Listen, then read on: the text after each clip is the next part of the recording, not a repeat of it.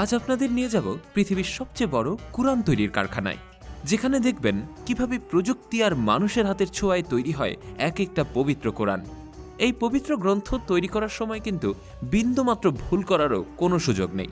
তাই কুরআন তৈরির প্রতিটা স্টেপ হতে হয় একদম নিখুঁত আর পিকচার পারফেক্ট।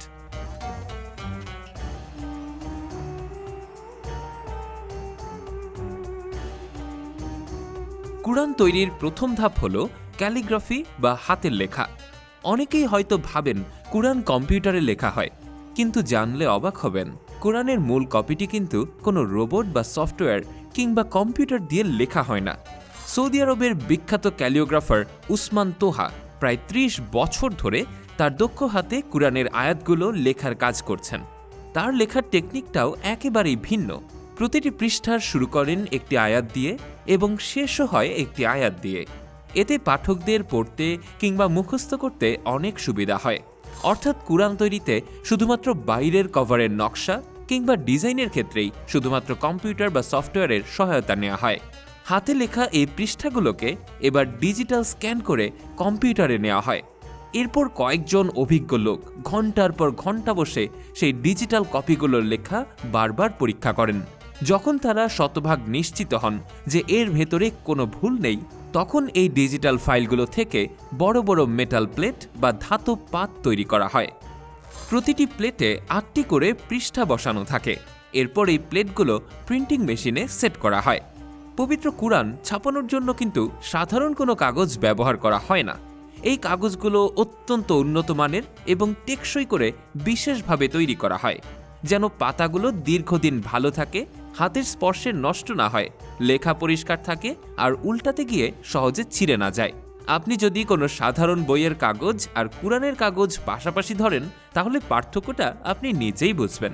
তো এরপর প্রিন্টিং লাইনে বিশাল বড় কাগজের রোল বসানো হয়, আর তারপরেই সেই মেটাল প্লেটগুলো থেকে অবিশ্বাস্য দ্রুত গতিতে পবিত্র বাণীগুলো কাগজের উপর ফুটে ওঠে।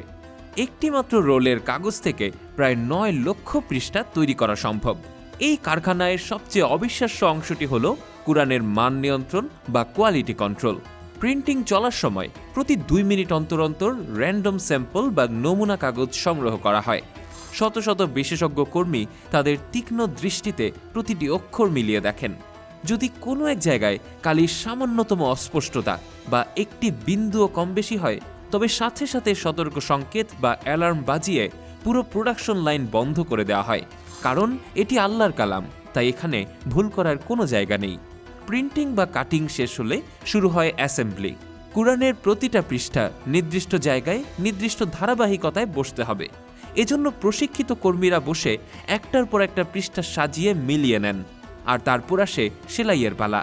হ্যাঁ, অনেক কুরআনে পৃষ্ঠাগুলোকে সুতা দিয়ে সেলাই করা হয়, যাতে বাঁধাই শক্ত থাকে এবং দীর্ঘদিন টিকে যায়। তারপর আসে বাইন্ডিং বা কভার লাগানোর কাজ। এখানে কভারের একমাত্র উদ্দেশ্য হলো ভেতরের পৃষ্ঠাগুলো যেন নিরাপদ থাকে এবং ব্যবহার সহজ হয়। তো এই পর্যায়ে এসে আপনি মনে করতে পারেন এবার তো কাজ শেষ, কিন্তু না, এখনও এই কুরআনগুলো কারখানার বাইরে যাওয়ার ছাড়পত্র পায়নি। চূড়ান্ত অনুমোদনের জন্য প্রায় ৮০০ জনের একটি বিশাল কমিটির কাছে কুরআনগুলোকে পাঠানো হয়। তারা শেষবারের মতো সবকিছু দেখে যখন সিল মেরে দেন, তখনই কেবল সেগুলো বিশ্বজুড়ে বিতরণের জন্য কার্টুনে ভরা হয়। যেহেতু কুরআন সারা বিশ্বের মানুষের জন্য, তাই এই কারখানায় ৭০টিরও বেশি ভাষায় এর অনুবাদ তৈরি করা হয়।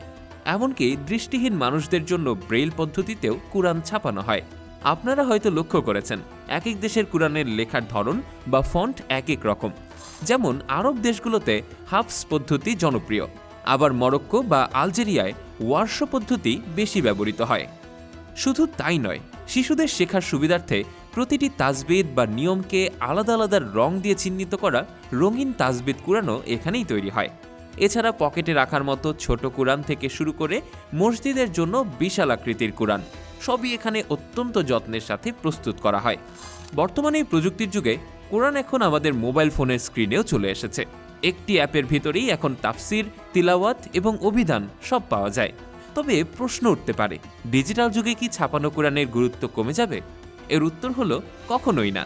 কারণ হাতে নিয়ে কোরআন তেলাওয়াতের যে প্রশান্তি ও আধ্যাত্মিকতা, তা ফোনের যান্ত্রিক স্ক্রিন কখনোই দিতে পারবে না। ফোনের নোটিফিকেশন হয়তো আপনার মনোযোগ নষ্ট করতে পারে, কিন্তু হাতের এই পবিত্র কিতাবটি আপনাকে সরাসরি আল্লাহর বাণীর সাথে যুক্ত করে। তবে ইসলাম ধর্মের শুরুর দিকে কোরআন কিন্তু এভাবে ছাপানো হতো না। তখনকার দিনে মানুষ কোরআন মুখস্থ করে নিজেদের মস্তিষ্কে ধারণ করতেন, আর তার পাশাপাশি আয়াত লিখে রাখা হতো খেজুরের পাতা, পশুর হাড় বা পাথরের উপর। পরবর্তীতে ইসলামের প্রসারের সাথে সাথে তিলাওয়াতের বিশুদ্ধতা বজায় রাখতে হজরত আবু বকর রাদিয়াল্লাহু তাআলাহু এবং হজরত উসমান রাদিয়াল্লাহু তাআলাহুর আমলে কুরআনকে একটি সুসংগঠিত কিতাব হিসেবে সংকলন করা হয়। সেই থেকে শুরু করে আজ পর্যন্ত কয়েক শতাব্দী ধরে পরম মমতা এবং নিখুঁতভাবে এই পবিত্র বাণী সংরক্ষিত হয়ে আসছে। হাতে লেখা পাণ্ডুলিপি থেকে শুরু করে অত্যাধুনিক মেশিনে ছাপানো পবিত্র কুরআন তৈরির এই দীর্ঘযাত্রাটি সত্যি বিস্ময়কর।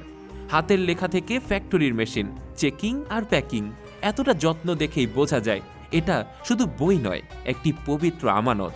তো পবিত্র কোরআন তৈরির এই বিশাল প্রক্রিয়া সম্পর্কে আপনার অনুভূতি কি? আপনি কি আগে জানতেন যে পবিত্র এই গ্রন্থের পেছনে এত বড় একটা টিম কাজ করে? আর হ্যাঁ, এমনই মেশিন, কারখানা, প্রোডাকশন আর অদ্ভুত টেকনোলজির ভেতরের গল্প জানতে টেক ইনসাইডের সাথেই থাকুন। দেখা হবে পরের ভিডিওতে এক নতুন কোনো টেকনোলজি, ফ্যাক্টরি প্রসেস বা অদ্ভুত কোনো মেশিনের গল্পে। ততক্ষণ পর্যন্ত আল্লাহ হাফেজ।